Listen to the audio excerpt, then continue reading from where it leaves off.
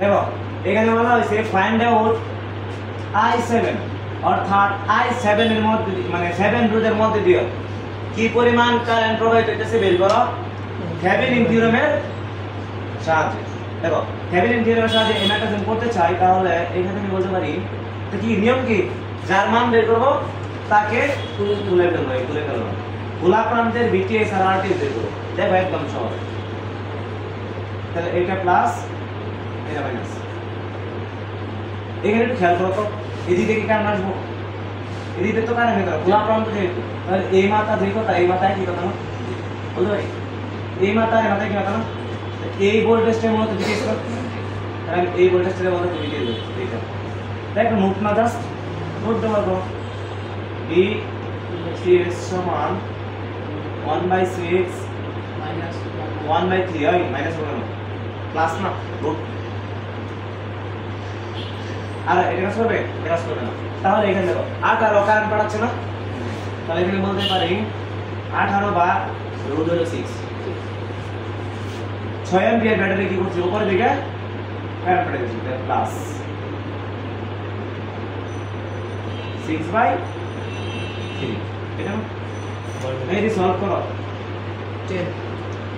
BTS এর মান পাইতেছি 10 ভোল্ট বুঝতে পারছো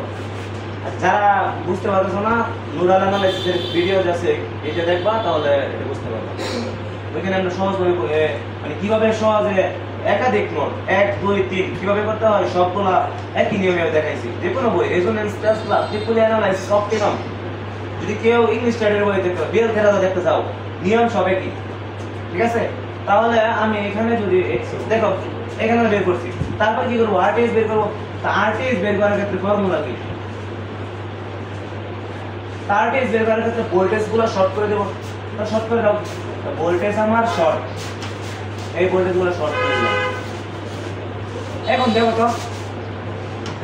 এইটা কেমন আছে এই দুইটা প্যারালাল এলআর সিরিজ আমি বলতে পারি আরটিএস এই দুটো মান কত ছিল 3 অর্থাৎ 6 প্যারালাল 3 এর সাথে সিরিজ আছে 1 দেখো 2 আর 1 প্যারালাল করে দুই পাবো মানে এখানে কত হবে 3 তারপরে কি করব সার্কিট অঙ্কন করব এটা 3 আমি বলছিলাম এই খোলা প্রান্ত 7 এখানে আছে আমার VTS এর মান 10